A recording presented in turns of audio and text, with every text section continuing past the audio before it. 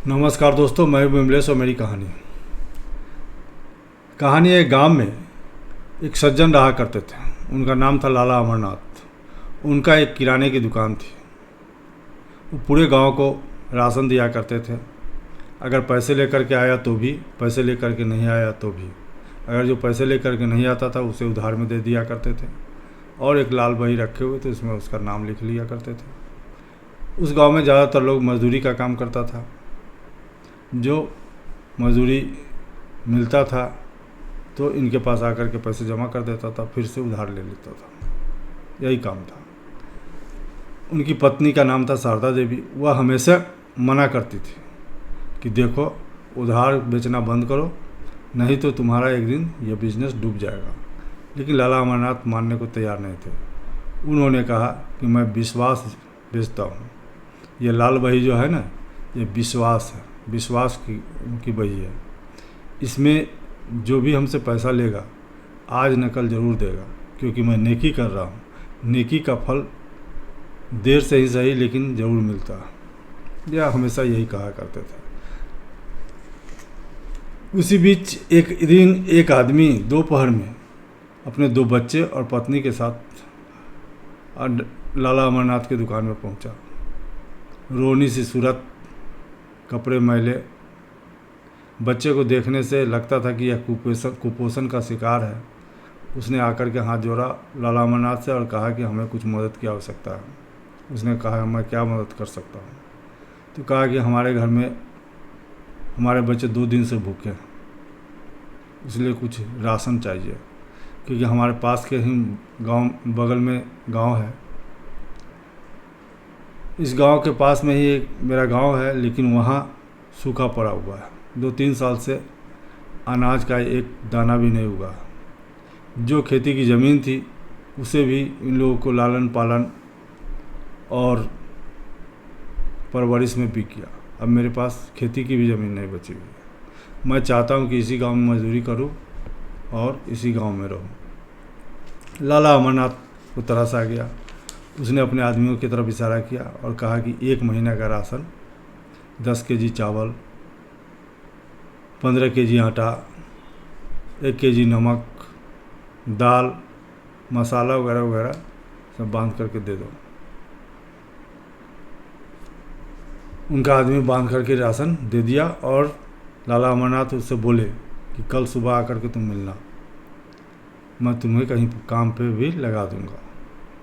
अगले दिन वो आदमी लाला अमरनाथ के पास पहुंचा। एक कंस्ट्रक्शन कंपनी में उसे काम पे लगवा दिया। वो लड़का बहुत ही ईमानदारी से काम करता था, लेकिन उतना नहीं कमाता था कि लाला अमरनाथ के पैसे वापस हो सके। इस तरह 2-3 महीने बीत गए। 2-3 महीना में फिर से उधार, इस तरह से होते होते 5,000 रुपया हो गया था। उस ज़माने में 5,000 की कीमत बहुत होती थी। 5,000 रुपया का मतलब 5,000 रुपया आज 50,000 के बराबर है। अचानक एक रोज़ वह आदमी जो था हरिलाल, वह गांव छोड़ करके चला गया। अब सभी लोग कहने लगे कि अरे, लाला अमरनाथ का 5,000 रुपये लेकर के भाग गया, घर छोड़ करके चला गया, घर खाली कर दिया। लाला अमरनाथ को थोड़ा धक्का लगा, लेकिन वह विचलित नहीं हुआ। यह बात जब उसके पत्नी को पता चली, पत्नी गुस्सा होने लगी। तो हम कहते थे कि उधार मत बेचो, उधार मत बेचो। अब देखो 5,000 का चूना लगा गया। लेकिन अमरनाथ शांत होकर के अपना सोचता रहा। और दिन बीते, महीना बीता। कुछ वर्षों बाद उसका बेटा भी नौकरी करने लगा। करने लगा तो शहर में नौकरी कर रहा था। वो अपने पत्नी को भी शहर लेकर के चला गया। अमरनाथ जी से बोला कि आप भी चलिए पिताजी। तो इसने कहा कि नहीं, मैं गांव छोड़ करके नहीं जाऊंगा, मैं यहीं दुकान पर रहूँगा। दुकान की भी स्थिति वैसी नहीं रही, क्योंकि गांव में भी बड़े बड़े मॉल खुल गए थे, सड़कें चौड़ी हो गई थी। अब गांव पहले वाला गांव नहीं रहा। इस बात को बीते लगभग 15 साल 20 साल हो गए थे। तभी अचानक एक रोज़ बड़ी बड़ी गाड़ी, लग्जरी गाड़ी उस गांव में प्रवेश की। रोड की चौड़ी चौड़ी रोडें थी, उस पर से धूल उड़ाती हुई सभी गाड़ी आकर के लाला अमरनाथ के दुकान पर लगी। उसमें से जो आगे गाड़ी थी उसमें से एक नौजवान उतरा और लाला अमरनाथ को प्रणाम किया और बोला कि अंकल आपने हमें पहचाना नहीं? तो उसने कहा कि नहीं बेटा, मैं आपको नहीं पहचाना। तभी दूसरे गाड़ी से वह हरीलाल जो था वो निकले और उनके साथ उनकी पत्नी भी थी। जा कर के हरीलाल अमरनाथ का पैर पकड़ के प्रणाम किया। अमरनाथ जी ने उठाया उसको और कहा कि बताओ हरीलाल, तुम कहाँ चले गए थे? तब उसने सारी घटना बताई कि हमारा बेटा बीमार पड़ गया था, आपका 5,000 रुपया बाकी था, इसलिए दोबारा उधार मांगने की हिम्मत नहीं हुई, इसलिए मैं रातों रात एक ट्रक में बैठ कर के शहर चला गया और वहीं नौकरी करता था और अपने बच्चों को पढ़ाना शुरू किया। आज हमारे बच्चे सॉफ्टवेयर इंजीनियर हैं और एक बड़ी सी कंपनी खोली है जो इस देश में उसका स्थान है। आज मैं आपके पास आया हूँ उस 5,000 रुपये का ब्याज सहित चुकता करना। तो लाला अमरनाथ बोले कि नहीं, हमें ब्याज नहीं चाहिए, तुम जो मूल है 5,000 रुपया वही दे देना, इससे ज़्यादा मुझे नहीं चाहिए। तभी उसने अपने आदमियों की तरफ इशारा किया। उसका आदमी एक ब्रीफकेस से भरा रुपये से भरा बैग ला करके हरीलाल के हाथ में दे दिया। हरीलाल ने ब्रीफकेस खोला और बोला कि लाला अमरनाथ जी, इसमें 50 लाख रुपया, इसको आप रख लीजिए।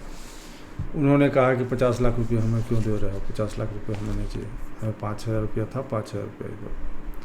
तो कहा कि ये तो कुछ भी नहीं है, उस 5,000 का ब्याज तो इससे भी कहीं अधिक होता है।